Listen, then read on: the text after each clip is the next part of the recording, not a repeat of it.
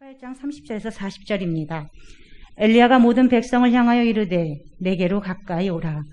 백성이 다 그에게 가까이 가매 그가 무너진 여호와의 제단을 수축하되 야곱의 아들들의 지파의 수요를 따라 엘리야가 돌 12개를 취하니 이 야곱은 옛적에 여호와의 말씀이 임하여 이르시기를 내 이름을 이스라엘이라 하리라 하신 자더라.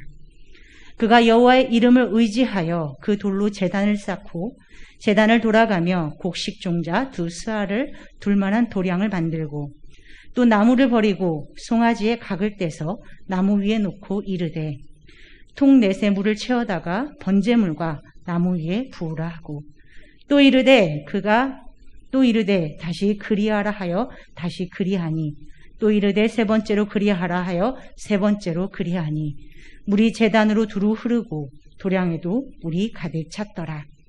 저녁 수제를 드릴 때에 이르러 선지자 엘리야가 나아가서 말하되 아브라함과 이삭과 이스라엘의 하나님 여호와여, 주께서 이스라엘 중에서 하나님이신 것과 내가 주의 종인 것과 내가 주의 말씀대로 이 모든 일을 행하는 것을 오늘 알게 하옵소서. 여호와여, 내게 응답하소서. 내게 응답하소서. 이 백성에게 주 여호와는 하나님이신 것과 주는 그들의 마음을 되돌이키심을 알게 하옵소서 하매 이에 여호와의 불이 내려서 번제물과 나무와 돌과 흙을 태우고 또 도량의 물을 핥은지라.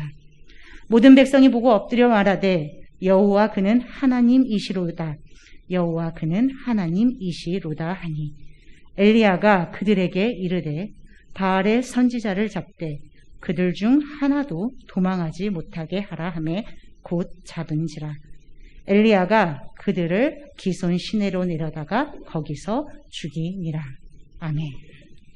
네, 오늘 금요 기도회, 금요 성령 집회 여러분 나오신 모든 분들 정말 축복합니다. 반갑습니다.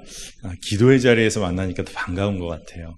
네, 우리 매화교회 성도님들이 정말 열심히 각자의 삶에서 기도하고 예배하는 삶을 살고 계신데 이 금요 기도의 시간이 왜 중요하냐 하면 각자의 기도를 우리가 하나로 모아서 기도의 힘을 우리가 함께 사용하는 시간이 되면 좋겠다 하는 마음이 있어서 여러분들 함께 우리가 모여서 기쁨으로 그리고 간절하게 기도하는 역사가 있으면 좋겠습니다. 오늘 말씀을 좀 전하기 전에 한 가지 좀 나누고 그리고 말씀을 전하려고 합니다. 오늘 선교 완성을 위해서 우리가 기도할 때 튀르키예 그리고 시리아 지역에 아주 엄청난 지진이 있어서 오늘 목사님께서 기도 제목을 선포하셨지만 사망자가 2만여 명이 지금 넘는 수준이고 그리고 부상자, 사상자의 수는 뭐 말할 것도 없고 그리고 구조되어져야 할 인명들 그리고 회복되어야 할 삶의 터전이 진짜 이건 엄청난 기도의 제목이고 그리고 성도들이 또 주의 마음을 품고 끝까지 도와야 할 일이란 마음이 듭니다. 그래서 이번 주일에 긴급 구제 헌금을 저희 교회 성도들도 좀 하면 좋겠다 하는 마음이 있습니다. 여러분 하나님 주신 마음이 있으신 분들은 헌금 봉투에 긴급 구제 이렇게 쓰셔서 여러분들이 헌금하시면 이 긴급 구제는 튀르키예와 시리아 땅에 정말 하나님의 백성들, 자녀들의 어려운 형편을 돕는 일에 우리가 전적으로 좀 사용하고자 합니다. 온라인으로 헌금하시는 분들도 이름에 뒤에 튀르키예, 터키, 시리아 이렇게 알아볼 수 있도록만 표시해 주시면 그 헌금은 전적으로 구제하는 헌금으로 사용하도록 하겠습니다. 교회 안에서 여러분 기도를 함께 하다 보면 아마 여러분들도 느끼실 때가 있을 거예요. 성도들이 함께 연합하여 기도하다 보면 기도의 영적인 흐름이 바뀌고 있구나라는 것을 느낄 때가 있습니다. 혼자 기도할 때는 잘 몰랐는데 함께 연합하여 기도하면서 기도의 힘을 이렇게 함께 보태가다 보니까 기도의 힘이 달라지고 또 기도의 영적인 흐름이 바뀌어지고 또 그리고 하나님께서 기도해야 할 제목을 분명히 알려주시는 것들을 경험할 때가 있죠. 우리가 지난달에 신년 특별 새벽 기도회를 이곳에 모여서 우리가 함께 뜨겁게 기도했던 기억이 있습니다. 5일 동안 그렇게 뜨겁게 기도를 했는데 저도 깜짝 놀랐어요. 우리 성도님들이 함께 이곳을 가득 채워서 기도하면서 정말 마음에 하나님 주시는 마음이 뜨거웠습니다. 근데 금요일 마지막 날 여러분에게 제가 했던 이야기 기억나세요? 이제 일상의 새벽 기도로 돌아갑니다. 어떻게 될지 참 궁금합니다. 지금 이제 일상의 새벽 기도를 하고 있어요. 그때만큼의 인원은 모이지 못합니다. 그런데 그러한 특별 새벽 기도회를 통해서 기도를 새롭게 결단한 분들을 보게 돼요. 그리고 기도의 힘과 또 기도의 초점이 달라지고 있음을 보게 됩니다. 그러면서 이제 믿음의 한 걸음을 더 깊이 내딛게 되는 거죠. 예전에 제가 목회를 할 때 한 전도사님이, 함께 동역하던 한 전도사님이 하나님께서 주신 마음이 있어서 더욱 기도해야 한다 하는 마음이 부어져서 예전과는 전혀 다른 마음의 그 다짐을 하고 새벽 기도에 나오셨었어요. 근데 젊은 전도사님이니까 얼마나 잠이 많아요. 그런데 진짜 하나님 주신 마음으로 나와서 기도를 열심히 새벽마다 하시는 거예요. 근데 나중에 본인의 이야기를 나눠주시는데 어느 날은 이제 새벽 예배 끝나고 개인 기도할 때 그 시간이 너무 갑자기 확 흘러서 1시간 20분이나 자기가 기도의 자리에 있었다는 거예요. 그래서 제가 이분이 진짜 기도에 힘이 붙었구나. 근데 잠이 들었던 거더라고요. 그래서 잠이 드니까 1시간 20분 금방 지나가죠. 그러니까 눈을 떴는데 새벽 예배 장소에 혼자만 남겨져 있는 것 같아서 너무 쑥스러워서 뒤돌아 일어서 나가려고 하는데 그때까지도 기도하고 있는 청년 지체들이 있음을 보고 깜짝 놀랐다는 거예요. 그러면서 마음에 너무나 기쁘기도 하고 도전이 되었다. 그런 이야기를 하더라고요. 여러분, 우리가 기도하기 시작하면 우리의 기도가 연약할 때가 많죠. 그런데 하나님께서 기도의 동역자들을 허락해 주시고 함께 중보할 사람들을 세워주세요. 그리고 우리의 기도를 이렇게 이끌어 가십니다. 여러분, 아마 꼭 기도하다 보면 나와 같은 기도의 제목을 가지고 함께 기도하고 있는 사람이 있구나, 성도가 있구나. 그래서 힘을 얻게 됩니다. 우리가 기도하면서 깨닫게 되는 사실 중에 놀라운 것이 뭔지 아세요? 하나님께서 우리보다 훨씬 더 우리를 기도의 용사로 세우시기를 원하신다는 거예요. 우리가 막 기도를 결단할 때가 있습니다. 그런데 여러분, 우리가 알아야 될 게 있어요. 하나님께서는 그 이전부터 우리를 기도의 용사로 세우기를 너무나 간절히 원하고 계시다는 거예요. 우리의 기도의 모습을 이끄시고 우리로 하여금 기도하게 하시고 그것을 통하여 하나님의 일을 이루시기를 원하세요. 그러니까 우리가 기도하면서 그러한 하나님의 마음을 더 깊이 알게 되는 겁니다. 성령의 큰 흐름이 일어나게 되는데 여러분, 우리 매화교회가 그 기도의 큰 흐름을 감당하는 교회가 되면 좋겠어요.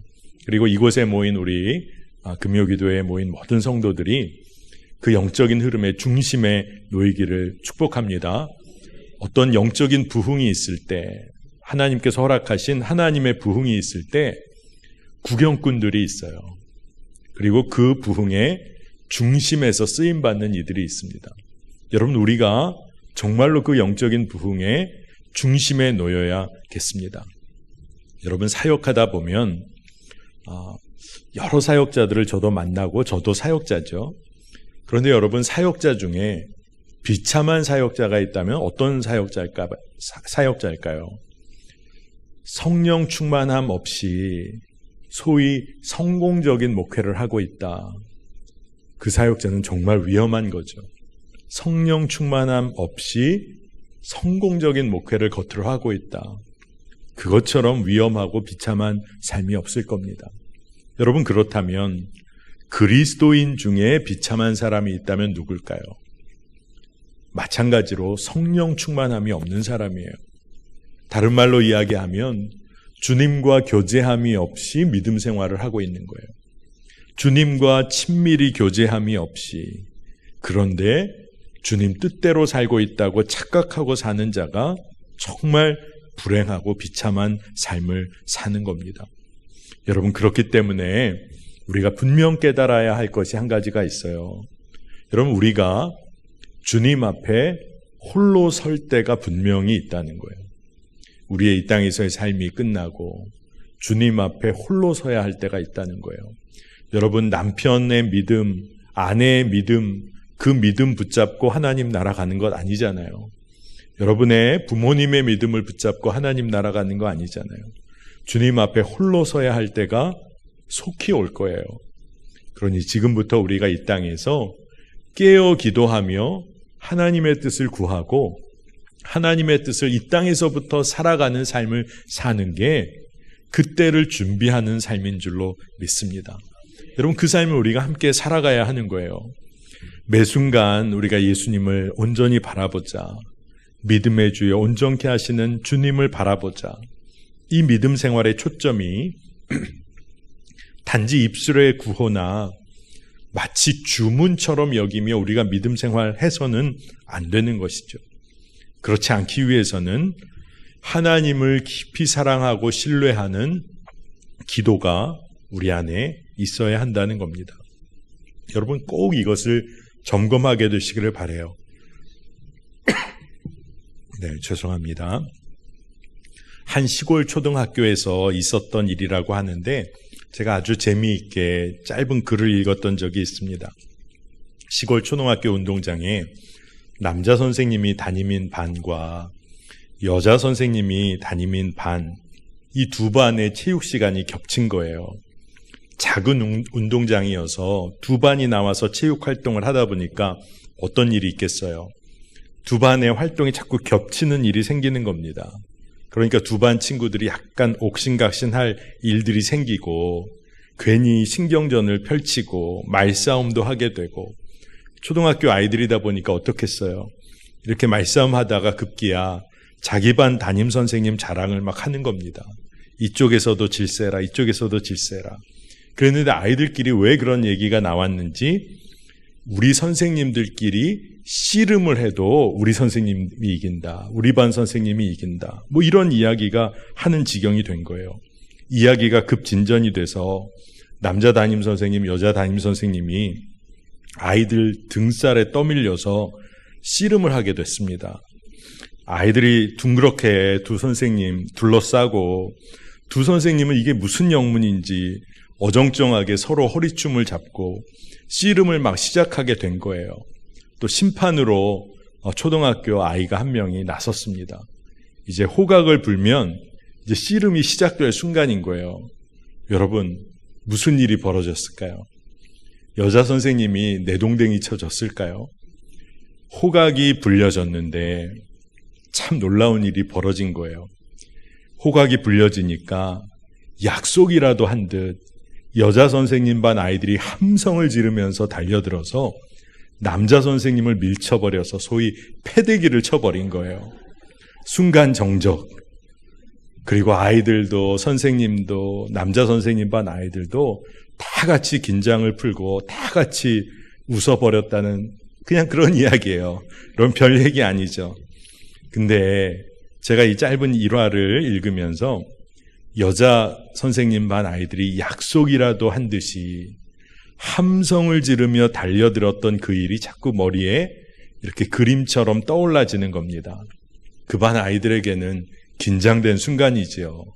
이거 어떻게 하다 보니까 우리 선생님이 남자 선생님이랑 씨름을 해야 하는데 호각만 불려지면 우리가 나서야겠다. 그래가지고 아이들이 함성을 지르면서 달려드는 거예요. 누가 뭐라고 할 것도 없이 함께 달려든 거예요.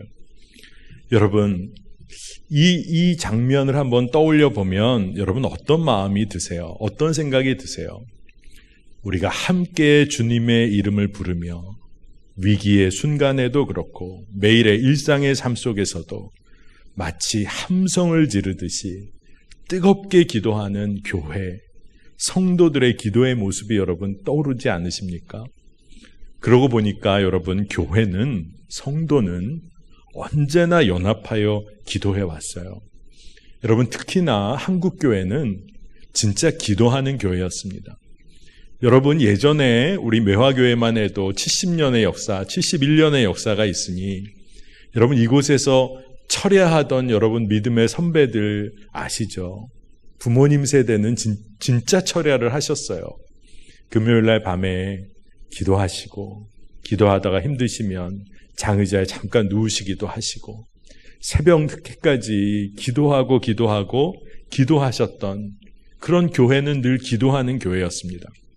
언제나 진실되게 기도함으로 예수님을 바라봤어요. 그리고 주님과 동행하는 그런 한국 교회였습니다. 초창기에 한국 교회 역사를 보면 초창기에 한국에 들어오신 선교사님들이 꿈이 있었어요. 한국에 들어오신 선교사님들이 교단을 넘어서 하나의 그리스도의 교회를 꿈꿨어요. 이 한국에서는 우리 선교사들이 이곳 한국의 성도들과 함께 교단이 나뉘어지는 게 아니라 하나의 몸된 교회, 그리스도의 몸된 교회를 꼭 세웠으면 좋겠다. 그래서 기도했습니다. 그래서 실제로 기록을 보니까 1905년 언더우드 선교사님의 열정과 솔선수범으로 2개의 감리교 선교부와 4개의 장로교 선교부가 제한복음주의 선교단체 통합공의회를 발족했어요. 그러면서 뭘 위해 기도했냐면 하나의 교회, 그리스도 안에서 하나 된 교회를 꿈꾸면서 기도했어요. 그래서 나중에 우리가 진짜 하나 된 교회를 세우게 되면 이름까지 정해놨어요. 한국 그리스도의 교회, The Church of Christ in Korea. 이렇게 이름도 정해놓고 뜨겁게 연합하여 기도했습니다. 한국 교회는 처음부터 연합하여 기도하는 일에 마음을 다했었어요.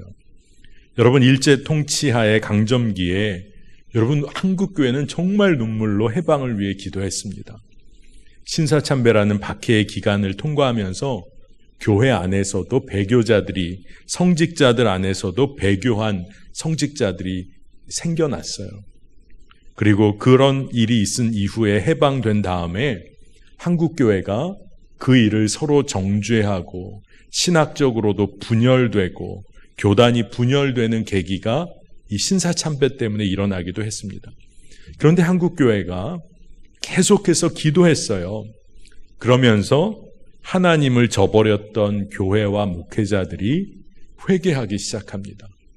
신사참배하며 배교했던 교회와 목회자들이 진정 회개하면서 기도하기 시작하면서 한국교회가 다시금 부흥을 맞게 돼요.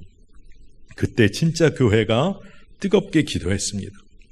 여러분, 한국교회는 한국전쟁 때 절체절명의 위기를 맞게도 됐지만 피난 가서도 교회를 세우고 기도했어요.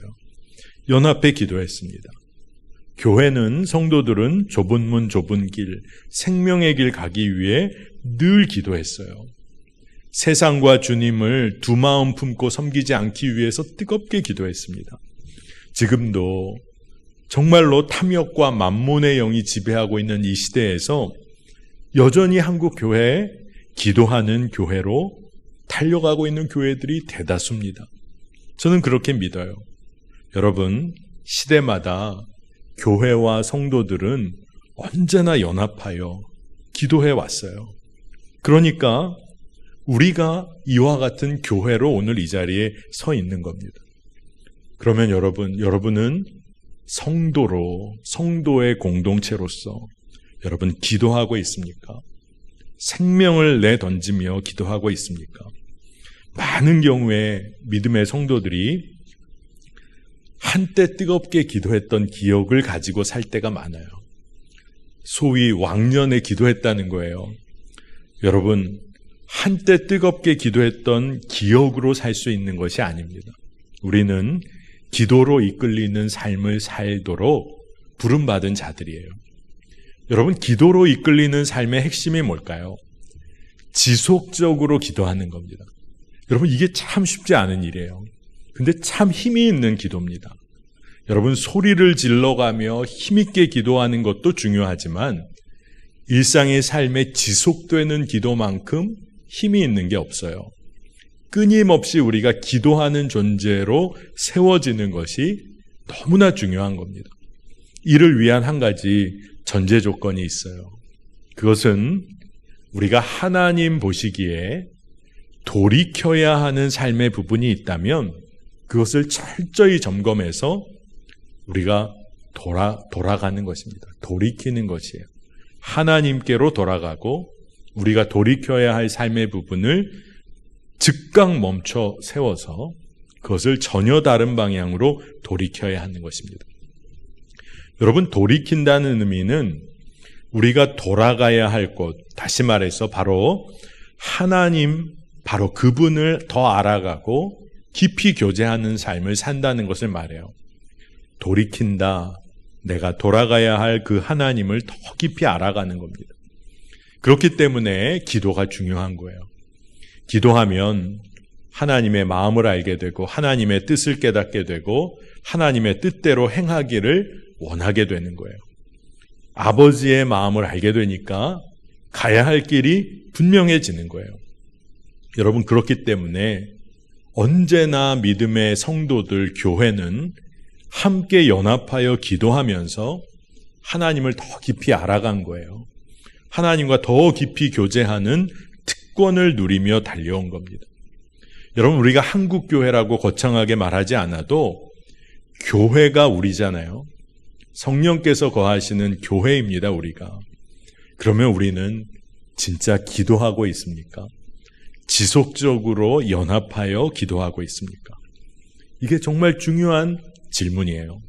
오늘 우리가 읽은 말씀을 보니까 엘리야가 갈멜산에서 바알과 아세라 선지자 850명 대적하는 이야기가 나옵니다.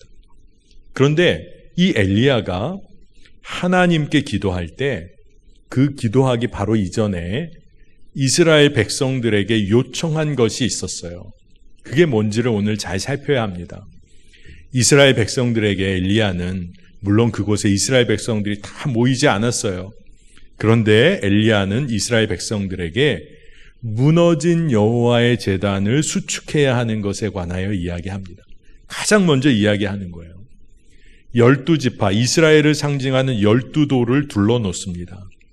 그 가운데 제단을 놓아요. 그리고 제물을 올려놓습니다. 그리고 주변을 동그랗게 파서 도랑을 팠어요. 말씀을 보니까 통 넷에 물을 3번이나 가져다가 제단에 뿌립니다. 그러니까 물이 흘러서 도랑에 물이 차고 넘칠 정도였다고 했어요. 근데 이 바알과 아세라 선지자와 지금 대결하는 것은 하늘로부터 불이 임하기를 놓고 기도하는 대결인데 지금 엘리야가 하는 일은 이해하기가 어려운 거죠. 무너진 제단을 수축해야 하나 함에 관해서 말한 것은 잘 알겠는데 지금 엘리야가 해놓은 것은 그 제단에 물을 뿌려서 도랑에 물이 차고 넘쳐요. 그러니 불이 붙기가 어려운 상황인 거죠. 그런데 엘리야가 정확하게 점검하고 영적으로 지적하고 있는 것이 있어요. 무너진 여호와의 제단이 수축된 것 없이는 하나님의 불이 임할 수 없다는 거예요. 그렇기 때문에 그가 삶의 예배, 우리의 삶을 거룩한 산제사로 올려드리는 예배가 온전히 회복되어야 함에 관하여 그가 분명히 점검을 합니다. 여러분, 우리가 기도하는 삶을 산다는 것은 예배하는 삶이 우리의 삶의 기본이 돼야 하는 거예요. 그리고 더 분명하게 믿음으로 회복되어져야 할 것에 대하여 그가 선포를 합니다. 그냥 단지 내 마음에 예배가 회복되어야지 이 정도가 아니라 함께 믿음 생활하는 믿음의 동역자들과 더불어서 그들에게도 믿음으로 회복되어져야 함을 그가 아주 담대히 선포하고 요청하는 거예요. 그리고 그가 여호와의 이름을 의지해서 한 일은 결코 이성적으로는 이해할 수 없는 일. 정말 어떻게 그 물로 가득 찬 그 제단에 불이 붙겠어요. 그런데 그가 정결한 하나님의 백성으로 하나님만 신뢰하고 의지하기로 작정하고 이성적으로는 도저히 이루어질 수 없는 일이지만 하나님을 의지해서 그가 나아갑니다. 근데 도랑에 가득 채워진 제단에 뿌려진 물이 무엇일까? 묵상이 되더라고요.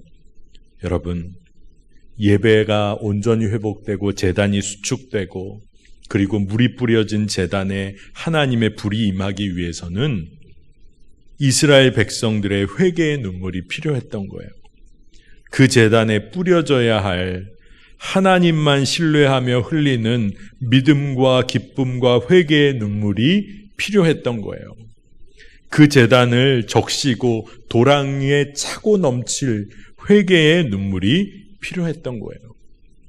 그렇게 엘리야가 이 부분에 대하여 영적으로 점검하고 선포하고 이스라엘 백성에게 요청하는 겁니다.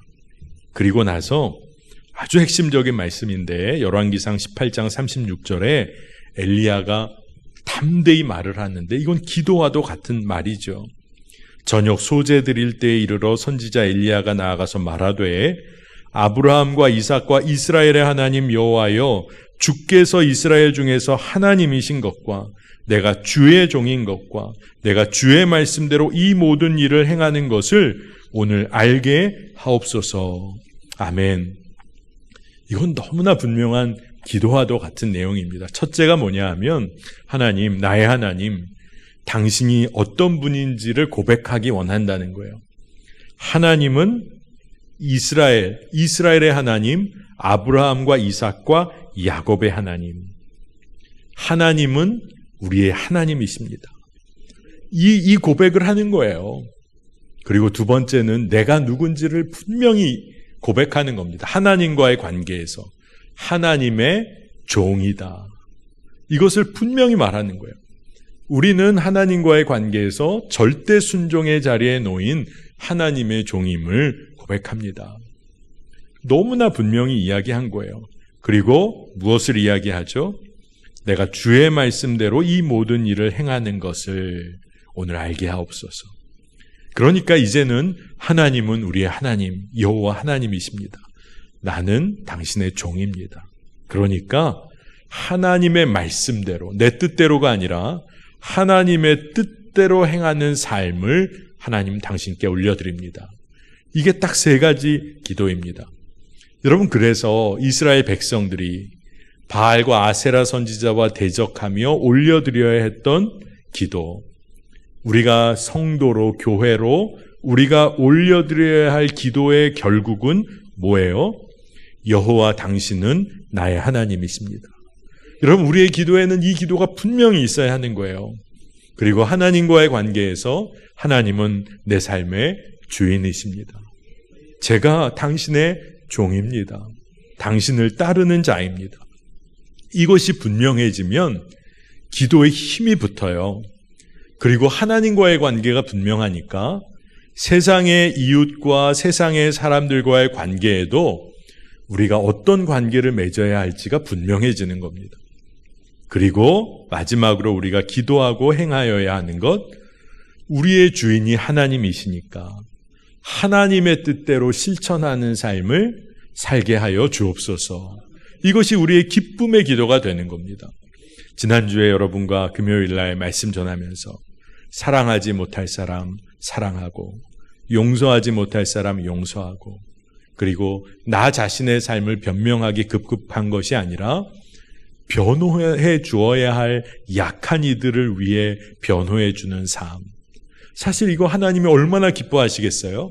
이와 마찬가지로 우리가 하나님과의 관계가 분명해지는 이런 기도를 올려드리면 하나님의 뜻대로 살며 행하는 우리의 삶이 기도가 되는 것입니다. 여러분, 이러한 기도를 교회가, 하나님의 백성인 공동체는 올려드려 왔어요. 저는 오늘 여러분에게 교회로 우리가 이런 기도를 올려드립시다. 이것도 중요한 메시지이지만 그보다 먼저 우리가 기억해야 할 메시지는 교회는, 하나님의 백성들은 언제나 이러한 기도를 올려드려 왔다는 거예요. 교회라면 이렇게 기도해 왔다는 겁니다. 그렇기 때문에 우리가 이러한 기도를 올려드리고 있지 못하다면 사실 엄밀히 말하면 교회가 교회될 수가 없는 거죠. 하나님 그분을 인정하고 그분의 종임을 우리가 깨닫고 하나님의 뜻대로 행하기를 원하는 기도 없이는 교회가 교회될 수 없는 거예요. 오늘 이 밤에 우리 모인 우리 모든 성도님들, 온라인으로 함께 예배하는 우리 성도님들, 우리가 진짜 교회가 되길 원하고 하나님의 백성으로서의 기도를 담대히 올려드리기를 원합니다. 그러면 여러분, 성도들이 진짜 하나 되어 교회로 어떻게 기도해야 할까요? 물론 기도하는 방법은 많습니다. 그런데 오늘 세 가지를 여러분과 나누고 그리고 우리가 진짜 연합하여 기도하는 시간을 가지려고 해요. 첫째, 우리가 기도할 때는, 진짜 우리가 주의 백성으로 기도할 때는 고통을 함께 나누는 기도를 올려드려야 돼요. 다른 사람이 지금 당하고 겪고 있는 고통, 그 아픔을 주님의 마음으로 바라보고 주님의 마음으로 기도하는 기도가 있어야 합니다. 여러분이 정말 사랑하는 사람이 있으면 여러분 뭘 해야지 정상일까요? 그 사람 위에 기도하면 그게 진짜 최고의 사랑의 표현인 거죠. 여러분이 자녀를 사랑하면 부모가 간절한 기도를 올려드립니다. 부모의 기도만큼 강력한 기도가 없는 이유가 뭘까요? 부모의 사랑이 기도로 표현되기 때문에 그런 거죠. 고통을 함께 나누는 기도, 이건 진짜 주님의 기도예요. 복음서에 보면 애통해 하시며 눈물을 흘리셨던 예수님의 모습을 우리가 성경에서 볼 수 있어요. 죽은 나사로, 그 죽은 나사로로 인하여 예수님이 눈물을 흘리셨다고 기록이 되어 있습니다. 또 곧 파괴될 예루살렘의 그 너무나도 안타까운 현실을 바라보시면서 예루살렘을 바라보시며 예수님이 눈물을 흘리셨어요. 그리고 예수님이 정말 슬픔 가운데 있고 고통 가운데 있는 자들로 인하여 예수님이 얼마나 마음속으로 눈물을 흘리셨겠습니까? 그렇기 때문에 여러분, 고통을 함께 나누는 기도는 주님의 기도예요. 그러니까 성도들이 하나 되어 연합하여 기도할 때 고통을 나누며 올려드리는 기도를 놓치면 안 됩니다. 여러분, 고통과 슬픔을 함께 나누며 애통하는 마음으로 기도하는 사람들은 결코 그 애통함이 절망에 빠지게 되는 그런 길 걷지 않습니다. 왜 그럴까요? 우리의 기도를 받으시는 하나님이 구원의 하나님이시고 우리의 삶의 반석이 되시고 피난처가 되시고 피할 요새가 되시기 때문에 그 하나님을 바라보며 기도하게 될 때 고통을 품고 시작한 기도가 어떻게 될까요? 결국 찬양의 기도로 바뀔 것이기 때문에 그래요. 시편 42편 5절 말씀입니다. 내 영혼아, 내가 어찌하여 낙심하며 어찌하여 내 속에서 불안해하는가?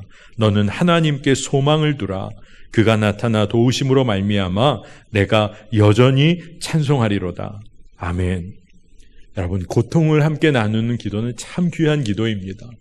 아까도 말씀드린 것처럼 주님의 기도이기 때문에 그렇고, 고통을 함께 나누며 기도할 때 결국 하나님을 바라보며 소망을 두고 우리를 찬양케 하실 하나님께서 이끄시는 기도이기 때문에 그렇습니다.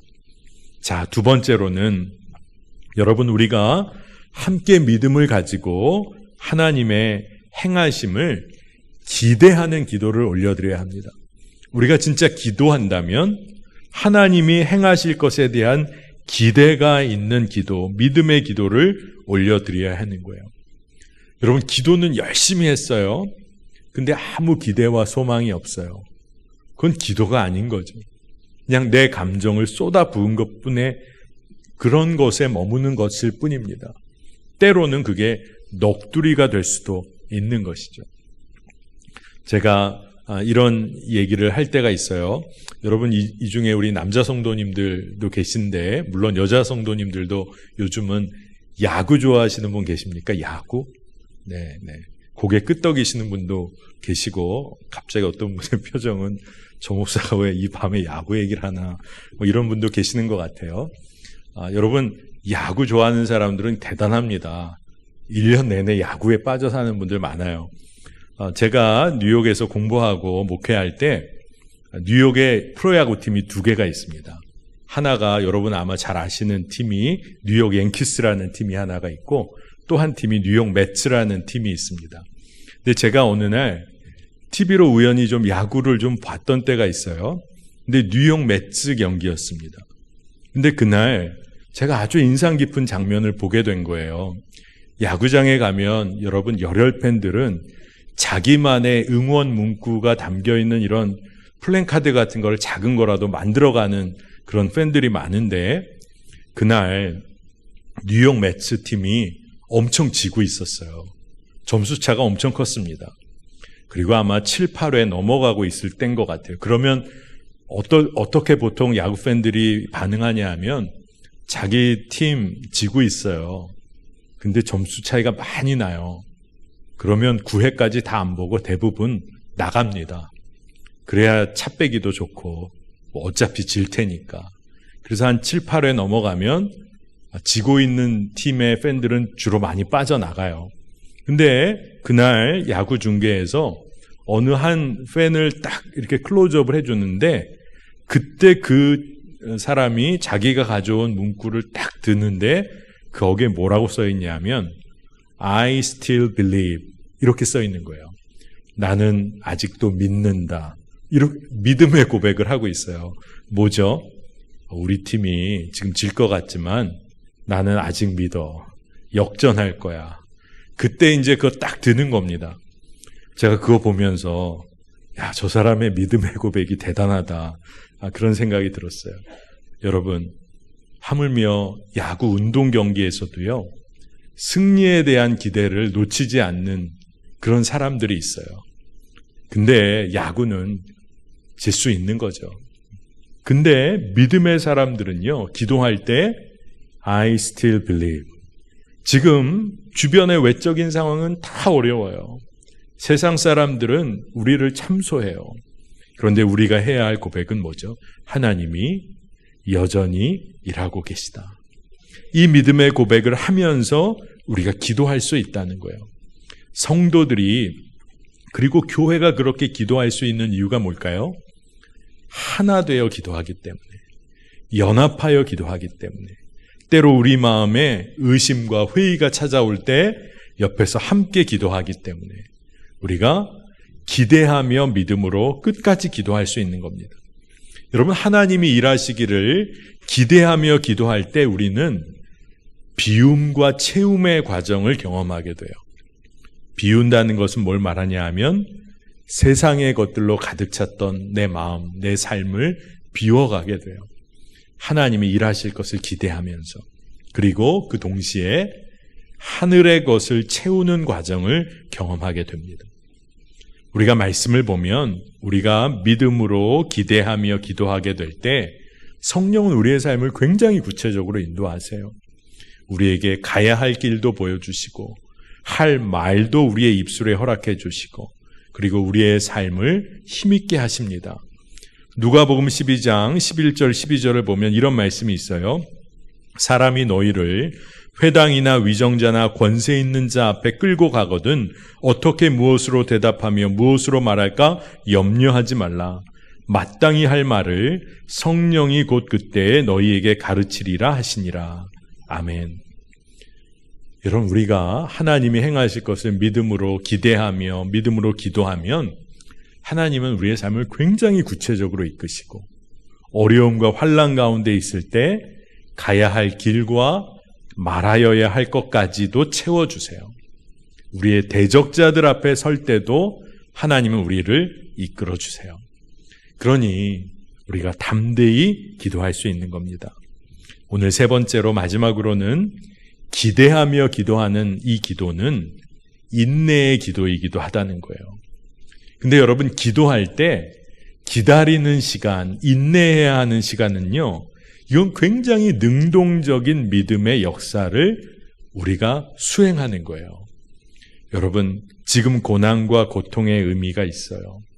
근데 하나님 안에서 소망을 잃지 않고 하나님의 역사를 믿으며 기도하는 것은 너무나 적극적인 행위인 겁니다.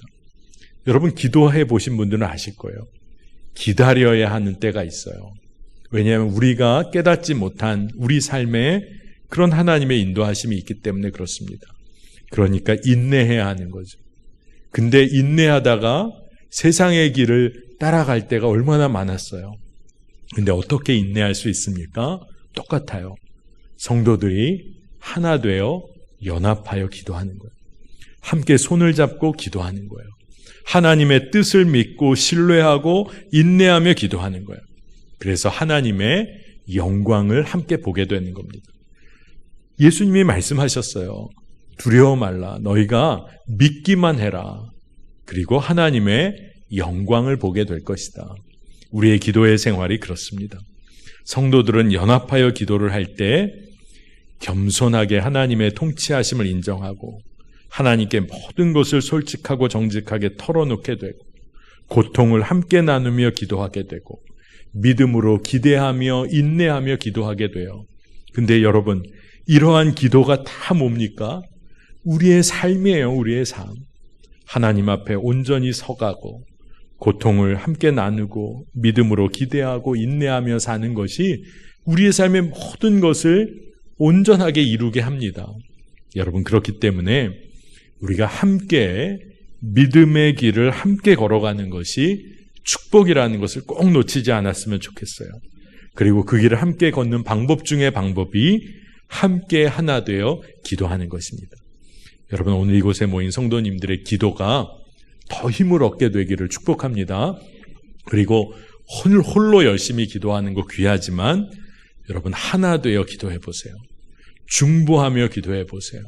고통을 함께 나누며 기도하고 인내하며 기대함으로 기도해 보는 거예요. 근데 그 일에 하나님의 행하심이 분명히 드러나리라 믿습니다. 오늘 우리가 함께 받은 말씀 붙잡고 우리가 연합하여 기도하는 시간을 갖겠는데요.